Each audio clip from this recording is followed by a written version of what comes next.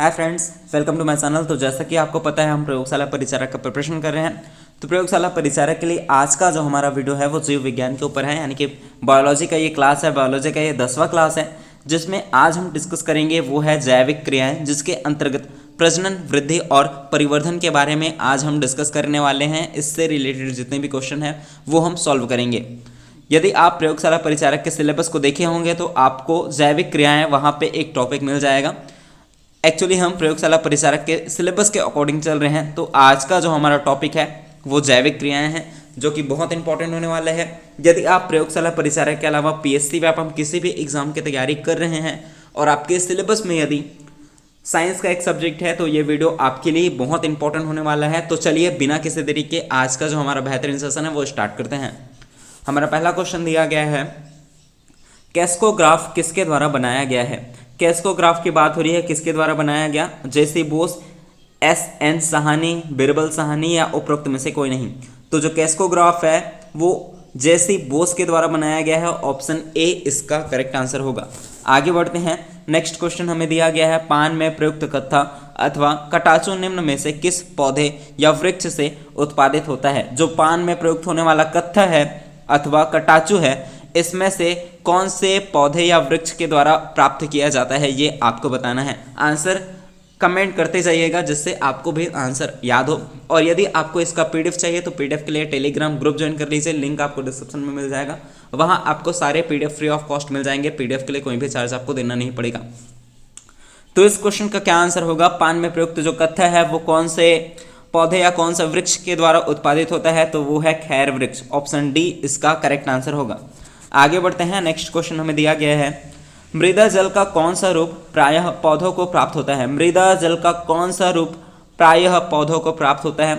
Option A में दिया गया है गुरुत्वीय जल, ऑप्शन बी में दिया गया है केशिका जल, ऑप्शन सी में दिया गया है आर्द्रता ग्राही जल या ऑप्शन डी कृत्रिम जल। क्या इसका करेक्ट आंसर होगा? जो मृदा जल का केशिका जल है वो प्रायः पौधों को प्राप्त होता है। ऑप्शन बी इसका करेक्ट आंसर होगा। आगे बढ़ते हैं। नेक्स्ट क्वेश्चन हमें दिया गया है, लंबे समय तक शारीरिक परिश्रम के कार्य के बाद मांसपेशियों में शिथिलता किस कारण से होती है। लंबे समय तक शारीरिक परिश्रम के कारण या शारीरिक परिश्रम के कार्य के बाद मांसपेशियों में शिथिलता किस कारण होती है, ये आपको बताना है। इसका करेक्ट आंसर क्या हो जाएगा? तो इसका करेक्ट आंसर है ऑप्शन डी, लैक्टिक अम्ल के एकत्रित होने से। जो लैक्टिक अम्ल एकत्रित हो जाता है जिससे हमें थकान का अनुभव भी होता है। और ऑप्शन डी इसका करेक्ट आंसर हो जाएगा। लंबे समय तक शारीरिक परिश्रम के कार्य के बाद मांसपेशियों में स्थिरता किसकी वजह से होता है? लैक्टिक अम्ल के एकत्र होने की वजह से। ऑप्शन डी इसका करेक्ट आंसर है। कहीं पे भी अगर आपको डाउट हो या कोई भी क्वेश्चन मेरे से मिस्टेक हो जा रहा हो तो आप कैसे कमेंट कर सकते हैं। कोई भी सजेशन आपको देना हो वीडियो के बेहतर बनाने के लिए, वीडियो को बेहतर बनाने के लिए कोई भी सजेशन आपको देना हो तो आप कमेंट कर सकते हैं। चलिए आगे बढ़ते हैं। हमारा नेक्स्ट क्वेश्चन हमें दिया गया है, पौधों द्वारा ली गई विकिरण ऊर्जा निम्न परिणाम देती है। ऑप्शन ए जल का प्रकाश अपघटन, ऑप्शन बी में दिया गया है क्लोरोफिल का ऑक्सीकरण, ऑप्शन सी में दिया है ऑक्सीजन का अपचयन, ऑप्शन डी कार्बन डाइऑक्साइड का ऑक्सीकरण। क्या इसका करेक्ट आंसर होगा? पौधों द्वारा ली गई विकिरण ऊर्जा निम्न परिणाम देती है, तो इसका जो करेक्ट आंसर है वो है ऑप्शन ए, जल का प्रकाश अपघटन। ठीक है, आगे बढ़ें।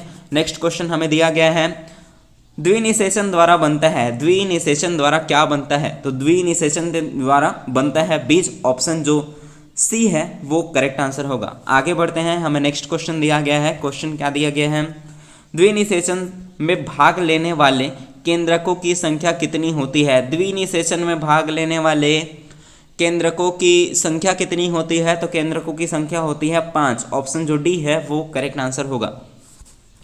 आगे बढ़ते हैं। नेक्स्ट क्वेश्चन दिया गया है। क्वेश्चन क्या है, द्विनिषेचन में भ्रूण कोश केंद्रक से किसका निर्माण होता है। द्विनिषेचन में भ्रूण कोश केंद्रक से किसका निर्माण होता है, ये आपको बताना है।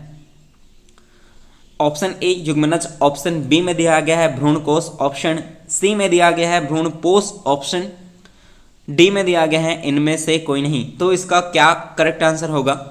जल्दी से कमेंट करेंगे। द्विनिषेचन में भ्रूणकोश केंद्रक से किसका निर्माण होता है? तो किसका निर्माण होता है? भ्रूणपोष का निर्माण होता है। ऑप्शन सी इसका करेक्ट आंसर होगा। आगे बढ़ते हैं। नेक्स्ट क्वेश्चन हमें क्या दिया गया है? जब किसी पुष्प का पराग उसी पौधे के परागकण प्रकार के प्रतिकाग्र में आंतरिक कर दिया जाता है तो उसे कहा जाता है। जब किसी पुष्प का पराग उसी पौधे के परागकण प्रकार के प्रतिकाग्र में आंतरिक कर दिया जाता है तो उसे क्या कहा जाता है, ये आपको बताना है। तो इसे कहते हैं ऑटोगेमी। ऑप्शन जो ए है वो करेक्ट आंसर होगा। आगे बढ़ते हैं। नेक्स्ट क्वेश्चन हमें दिया गया है। क्वेश्चन क्या बोल रहा है? अंतः बीज चोल विकसित होता है। अंतः बीज चोल विकसित होता है। ऑप्शन ए बाह्य अच्छावरण, ऑप्शन बी में दिया गया है अंतः अच्छावरण, ऑप्शन सी निभाग, ऑप्शन डी में है बीजांड वृंत। क्या इसका करेक्ट आंसर होगा? अंतः बीज चोल विकसित होता है तो ये विकसित होता है अंतः अच्छावरण में। ऑप्शन जो बी है वो करेक्ट आंसर होगा।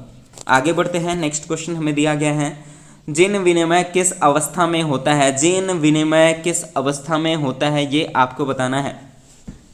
तो जो जीन विनिमय है ये पैकेटिन अवस्था में होता है। ऑप्शन जो बी है वो करेक्ट आंसर होगा।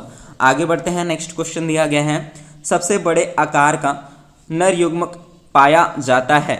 सबसे बड़े आकार का नर युग्मक पाया जाता है, किसमें पाया जाता है ये आपको बताना है। किसमें पाया जाएगा? तो ये पाया जाता है साइकस में। ऑप्शन जो डी है वो करेक्ट आंसर होगा। आगे बढ़ते हैं। नेक्स्ट क्वेश्चन हमें दिया गया है जीवन प्रवस्था के बारे में सही कथन चुनिए। जीवन प्रवस्था के बारे में हमें इनमें से सही कथन को चुनना है। पहला दिया गया है कोशिका उपापचयी दृष्टि से निष्क्रिय होते हैं, तो ये जो पॉइंट है वो गलत है। दूसरा देखते हैं कोशिका के डीएनए का कोशिका के डीएनए का प्रतिकृतियन नहीं होता, तो ये जो पॉइंट है वो बिल्कुल सही है। ऑप्शन सी में दिया गया है यह संश्लेषण की प्रवस्था है, तो ये भी पॉइंट गलत है। डी में दिया गया है कोशिका की वृद्धि रुक जाती है, तो ये भी पॉइंट गलत है। हमें जीवन प्रवस्था के बारे में सही कथन चुनना था, तो इसमें से जो बी है वो करेक्ट आंसर हो जाएगा, यही केवल सही है। आगे बढ़े। नेक्स्ट क्वेश्चन हमें दिया गया है भ्रूणपोष प्रदर्शित करता है। भ्रूणपोष प्रदर्शित करता है, क्या प्रदर्शित करता है?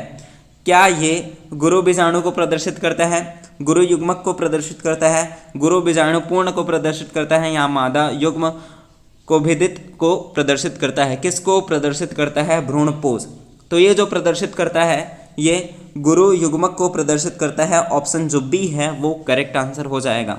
आगे बढ़ते हैं। नेक्स्ट हमें क्वेश्चन दिया गया है अकारिकी की दृष्टि से स्पाइरोगाइरा में लैंगिक जनन प्रदर्शित होता है, तो इसका जो करेक्ट आंसर होगा वो हो जाएगा ऑप्शन सी समयुग्मता। ठीक है, समयुग्मता से ऑप्शन जो सी है वो करेक्ट आंसर होगा। आगे बढ़ते हैं। नेक्स्ट हमें क्वेश्चन दिया गया है युग्मनजुगों में गुणसूत्री सेट होता है। युग्मनजों में गुणसूत्री सेट होता है, जल्दी से आंसर कमेंट करेंगे। x के रूप में या 2x या फिर 3x या फिर 4x। युग्मनजों में गुणसूत्री सेट होता है 2x में। ऑप्शन जो बी है वो करेक्ट आंसर होगा। आगे बढ़ते हैं। हमें नेक्स्ट क्वेश्चन दिया गया है यदि मनुष्य में शुक्रवाहिनी को काट कर हटा दे तो, यदि मनुष्य में जो शुक्रवाहिनी है उसे काट कर हटा दे तो क्या होगा? वीर्य में शुक्राणु केंद्रित विहीन होंगे, वीर्य में शुक्राणु नहीं होंगे, या शुक्राणु जनन नहीं होंगे, या फिर वीर्य में शुक्राणु अचल होंगे? क्या इसका करेक्ट आंसर होगा? यदि मनुष्य के शुक्रवाहिनी को काट कर अलग कर दें या शुक्रवाहिनी को काट दें या हटा दें तो क्या होगा? तो इसका जो करेक्ट आंसर है वो हो जाएगा ऑप्शन सी वीर्य में शुक्राणु नहीं होंगे। जो वीर्य में शुक्राणु नहीं होंगे ये इसका करेक्ट आंसर होगा। आगे बढ़ते हैं। नेक्स्ट क्वेश्चन हमें दिया गया है स्त्री केसर का भाग कौन सा नहीं है? स्त्री केसर का भाग इनमें से कौन सा नहीं है? वर्तिकाग्र, परागकण या अंडाशय? क्या स्त्री केसर का भाग नहीं है? तो इसमें से जो वर्तिका है ये भाग है, ठीक है, वर्तिकाग्र ये भी भाग है, अंडाशय ये भी भाग है, लेकिन परागकण स्त्री केशर का भाग नहीं है। ऑप्शन जो सी है वो करेक्ट आंसर होगा। आगे बढ़ते हैं। नेक्स्ट हमें क्वेश्चन दिया गया है, वृषण की जनन उपकला के बीचों बीच पाए जाने वाली आधार कोशिकाओं को कहते हैं, क्या कहते हैं? तो इसका जो करेक्ट आंसर हो जाएगा वो हो जाएगा ऑप्शन बी, सरटोली कोशिकाएं, ठीक है। वृषण की जनन उपकला के बीचों बीच पाए जाने वाली आधार कोशिकाओं को क्या कहते हैं? तो उन्हें कहते हैं सरटोली कोशिकाएं। ऑप्शन जो बी है वो एकदम करेक्ट आंसर है। आगे बढ़े। नेक्स्ट हमें क्वेश्चन दिया गया है। क्वेश्चन क्या बोल रहा है, निम्नलिखित में से कौन सा कथन पर परागकण से संबंधित है? इनमें से कौन सा कथन पर परागकण से संबंधित है? ठीक है, आपको बताना है पर परागकण से संबंधित कथन कौन सा है। जो ऑप्शन ए दिया गया है, दोनों जननांगों को एक ही पुष्प में विद्यमान होना चाहिए। दूसरा दिया गया है, पादपों का शुद्ध वंश चलता है। तीसरा दिया गया है, पुष्प में रंग, सुगंध एवं मधु की आवश्यकता होती है। डी में दिया गया है, इससे उत्पन्न बीज संख्या में कम, छोटे एवं कमजोर होते हैं। पर पराग से संबंधित आपको बताना है कौन सा कथन इसमें से पर पराग से संबंधित है। तो इसमें से जो सी वाला पॉइंट है, पुष्प में रंग, सुगंध एवं मधु की आवश्यकता होती है, ये पर पराग कण से संबंधित है, पर पराग से संबंधित है। ऑप्शन सी इसका करेक्ट आंसर होगा। आगे बढ़ते हैं हम। नेक्स्ट क्वेश्चन हमें दिया गया है, निम्नलिखित जिम्नोस्पर्म में किस में द्विनिषेचन होता है? तो किस में द्विनिषेचन होता है? तो इसका जो करेक्ट आंसर है वो हो जाएगा एफेंड्रा।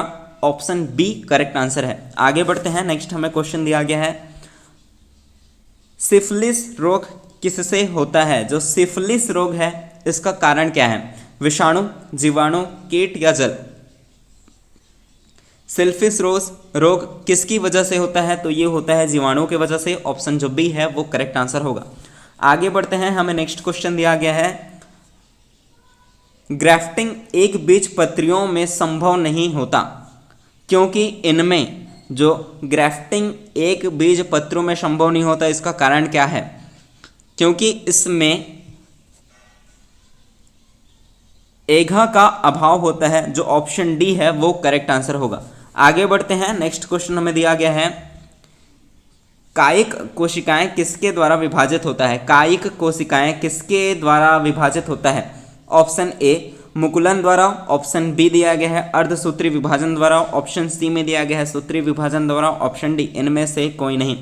कायिकीय कोशिका किसके द्वारा विभाजित होता है? जल्दी से अपना आंसर कमेंट करेंगे। अगर आपको वीडियो अच्छा लग रहा हो तो वीडियो को लाइक करें, चैनल को सब्सक्राइब करें ऐसे ही और वीडियो पाने के लिए। इस चैनल में आपको प्रयोगशाला परिचारक की पूर्ण तैयारी फ्री ऑफ कॉस्ट कराई जा रही है। साथ ही सभी का पीडीएफ आपको टेलीग्राम चैनल पर प्रोवाइड किया जा रहा है। पीडीएफ के लिए कोई भी चार्ज आपको देना नहीं पड़ेगा। जल्दी से आंसर कमेंट करेंगे, कायिक कोशिकाएं किसके द्वारा विभाजित होता है? जो कायिक कोशिकाएं हैं वो सूत्री विभाजन द्वारा विभाजित होते हैं। ऑप्शन जो सी है वो करेक्ट आंसर होगा। आगे बढ़ते हैं हम। नेक्स्ट क्वेश्चन हमें दिया गया है, संवहन तंत्र उत्सर्जन तंत्र विकसित होता है। संवहन तंत्र और उत्सर्जन तंत्र विकसित होता है, किस में विकसित होता है?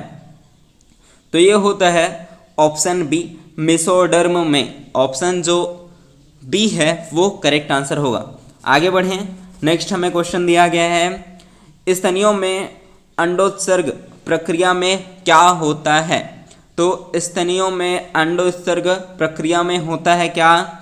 तो इसमें होता है ग्राफियन पुटिकाओं से अंडा बाहर निकलता है। ऑप्शन जो सी है वो करेक्ट आंसर होगा।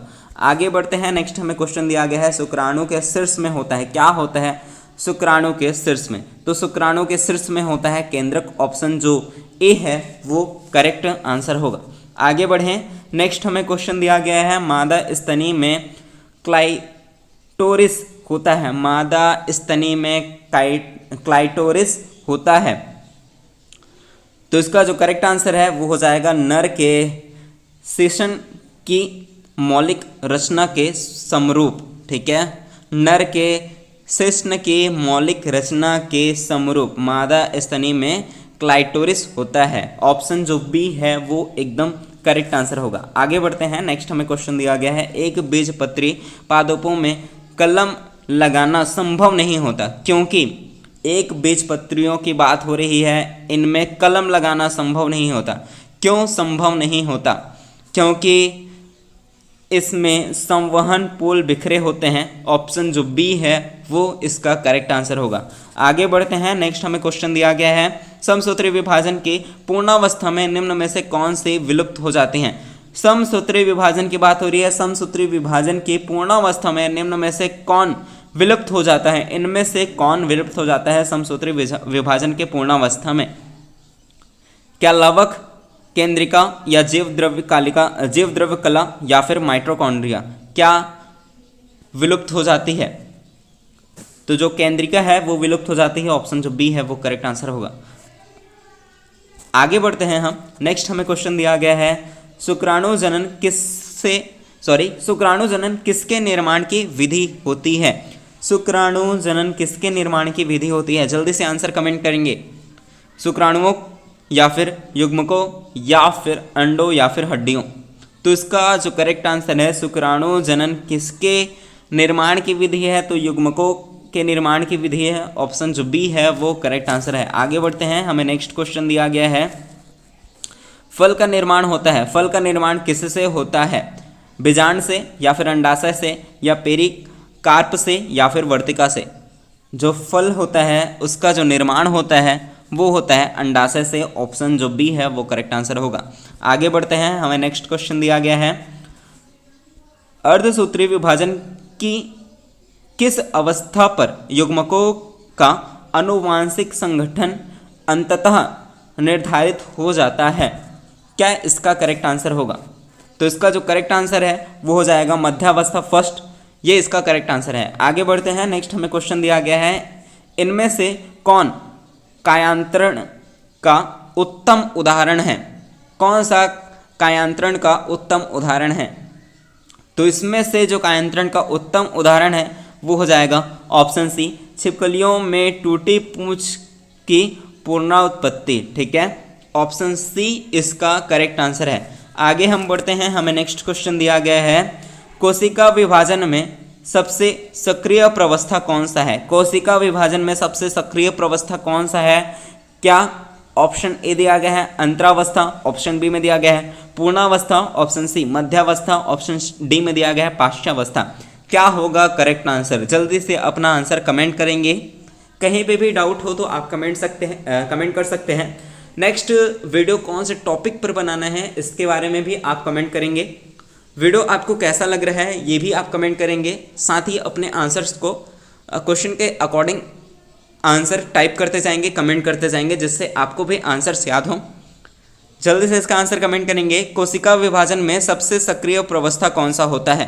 तो कोशिका विभाजन में सबसे जो सक्रिय प्रवस्था होती है वो अंतरावस्था। ऑप्शन जो ए है वो इसका करेक्ट आंसर है। आगे बढ़ें, नेक्स्ट हमें क्वेश्चन दिया गया है, मानव नर जनन तंत्र में उपस्थित सहायक ग्रंथि कौन सी है? मानव नर तंत्र में उपस्थित सहायक ग्रंथि कौन सी है? तो इसका करेक्ट आंसर क्या होगा? तो इसका जो करेक्ट आंसर है वो हो जाएगा ऑप्शन बी, प्रोस्टेट ग्रंथि। ठीक है, मानव नर जनन तंत्र में उपस्थित सहायक ग्रंथि कौन सी है? तो प्रोस्टेट ग्रंथि। ऑप्शन जो बी है वो इसका करेक्ट आंसर होगा। आगे बढ़ते हैं हम, हमारा नेक्स्ट क्वेश्चन दिया गया है, लेडिंग कोशिकाएं पाई जाती है। लेडिंग कोशिकाएं किस में पाई जाती है? वृषणों में, वृकों में या फिर अंडाशयों में या फिर फेफड़े में? क्या इसका करेक्ट आंसर होगा? लीडिंग कोशिकाएं किस में पाई जाती है? तो लीडिंग कोशिकाएं जो हैं वो वृषणों में पाई जाती है। ऑप्शन जो ए है वो इसका सही उत्तर होगा। ठीक है, आगे बढ़ें, नेक्स्ट हमें क्वेश्चन क्या दिया गया है, गुलाब के पादप में कौन सा प्रजनन पाया जाता है? गुलाब के पादप में कौन सा प्रजनन पाया जाता है? तो इसमें पाया जाता है क्या? ऑप्शन ए कायिक। ठीक है, ऑप्शन ए इसका करेक्ट आंसर होगा। आगे बढ़ते हैं, नेक्स्ट हमें क्वेश्चन दिया गया है, बीज लैंगिक जनन के उत्पाद कहलाते हैं क्योंकि ये युग्मकों के संयोजन द्वारा बनते हैं। ऑप्शन जो बी है वो एकदम सही उत्तर होगा इसका। आगे बढ़ें, नेक्स्ट हमें क्वेश्चन क्या दिया गया है, क्वेश्चन बोल रहा है प्रारूपी आवृत्ति बीज भ्रूण कोश में होता है, क्या होता है? तो इसका जो करेक्ट आंसर हो जाएगा वो हो जाएगा ऑप्शन बी, अंडाणु सहायक कोशिकाएं, ध्रुवीय केंद्रक तथा प्रतिमुख कोशिकाएं। ठीक है, ऑप्शन जो बी है वो करेक्ट आंसर होगा। ठीक है, प्रारूपी आवृत्त बीजी भ्रूण कोश में होते हैं, तो क्या होते हैं? अंडाणु सहायक कोशिकाएं, ध्रुवीय केंद्रक तथा प्रतिमुख कोशिकाएं। ऑप्शन जो बी है वो इसका करेक्ट आंसर होगा। आगे बढ़ते हैं हम। नेक्स्ट हमें क्वेश्चन दिया गया है, मानव मादा में अंडा निर्माण एक चक्रीय क्रिया होती है जिसकी अवधि लगभग होती है, कितने दिन की इसकी अवधि होती है? मानव मादा में अंडा निर्माण एक चक्रीय क्रिया होती है जिसकी अवधि कितनी होती है? जल्दी से अपना आंसर कमेंट करेंगे।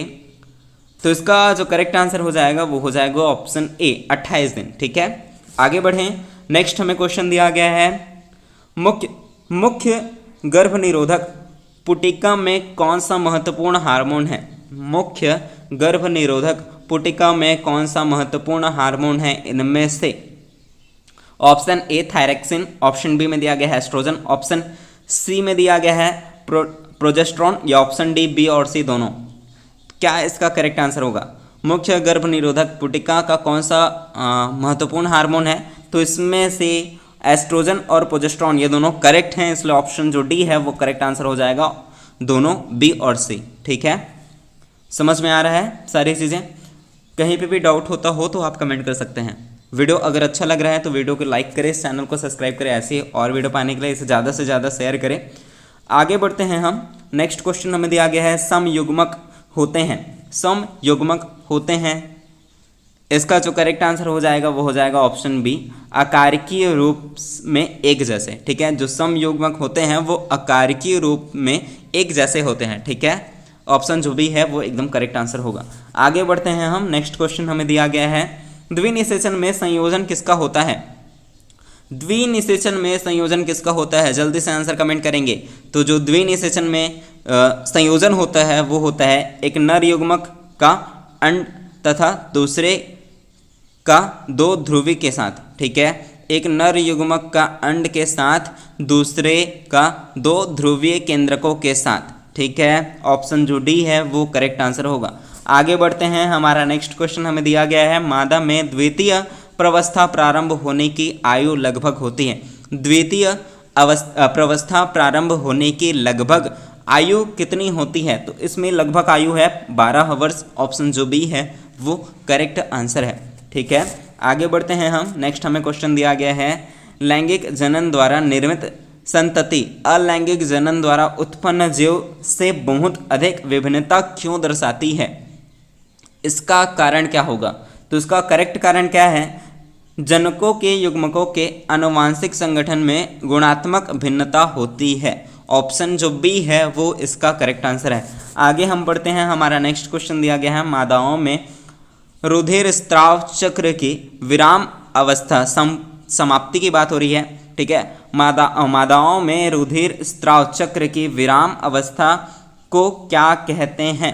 क्या कहते हैं? जल्दी से अपना आंसर कमेंट करेंगे।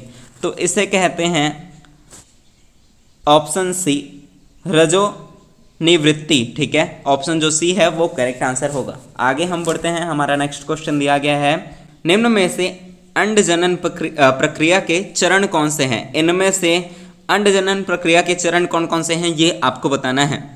तो वृद्धि प्रवस्था ये अंड जनन प्रक्रिया के चरण है। ठीक है, गुणन प्रवस्था ये भी एक चरण है, परिपक्वन प्रवस्था ये भी एक चरण है, इसलिए ऑप्शन डी जो है वो करेक्ट आंसर हो जाएगा ये सभी। ठीक है, आगे बढ़े हम। नेक्स्ट हमें क्वेश्चन दिया गया है, शुक्र जनन की प्रक्रिया के पश्चात कितनी अगुणित कोशिकाएं बनती है? तो कितनी अगुणित कोशिकाएं बनती हैं? तो इसका करेक्ट आंसर क्या हो जाएगा? ऑप्शन ए होगा या फिर ऑप्शन बी होगा या ऑप्शन सी या ऑप्शन डी। क्या करेक्ट आंसर होगा? शुक्र जनन की प्रक्रिया के पश्चात कितनी अगुणित कोशिकाएं बनती है? तो 4 अगुणित कोशिकाएं बनती है, ऑप्शन जो बी है वो करेक्ट आंसर होगा। आगे बढ़ते हैं। नेक्स्ट क्वेश्चन हमें दिया गया है, लीडिंग कोशिकाएं एक हार्मोन उत्पन्न करती है जिसे कहते हैं, जो लीडिंग हार्मोन है लीडिंग कोशिकाएं हैं वो एक हार्मोन उत्पन्न करता है, उसे क्या कहते हैं ये आपको बताना है। तो उसे क्या एंड्रोस्टेरोन कहते हैं, या फिर टेस्टोस्टेरोन बोलते हैं, या फिर पिट्यूटरीन बोलते हैं, या फिर गायनोडोस्ट्रापिन कहते हैं। क्या कहते हैं? लीडिंग कोशिकाएं एक हार्मोन उत्पन्न करती है, उसे क्या कहते हैं? तो उसे कहते हैं टेस्टोस्टेरोन। ठीक है, ऑप्शन जो बी है वो इसका करेक्ट आंसर होगा।